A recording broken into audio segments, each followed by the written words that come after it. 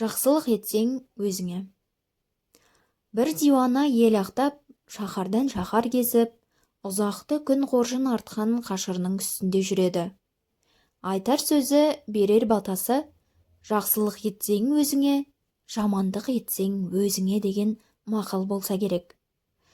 Күндердің күнінде есік алдына шығып тұрған еріккен кербез әйел келе жатқан диуананы көріп, «О, сұм неме, міне саған жақсылықты, жамандықты, ал да же, арам қат», деп у қосып пісірген бір таба нанды ұстата салады. Нанды қоржынына салып алған диуана ел ақтап, жұрттың қол қайырын алып жүре береді. Диуана шаһардан шаһарға бет алады. Жапан далада шұбап келе жатқан керуенді көреді. Керуен соңында жаяулар да келеді. Керуен жақындай келе диуана қасына келіп тоқтайды. Диуана, жүрген жерің мейірімді, қайырымды болсын, деп сәлем береді керуен басы. Жүрер жол, басар тауың жеңіл болсын, деп диуана жауап қатады. Керуен соңында азып тозған аталы балалы екеу тұр екен. Диуана, біздің күн қараң болды, азық таусылды. Мына тағдырдың тәлкегіне ұшырап, қарақшыларға тоналған аталы балалы екеуіне жүрек жалғар бірдеңең болса бер, дейді керуен басы. Қайырымды диуана қоржыннан бір таба нан алып екеуіне бөліп береді. Неше күн ашыққан олар нанды қомағайлана асай бастайды. Нанды жеп бола бере, әуелі бала, одан кейін әкесі құлайды.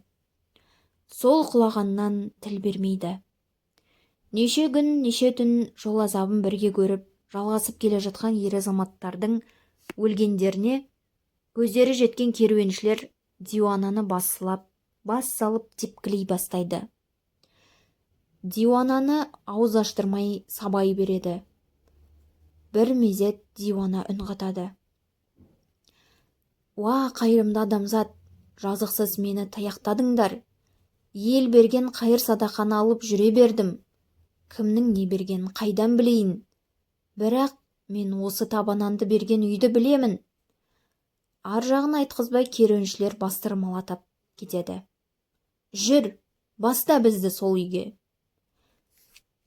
Өліктерді артып алады.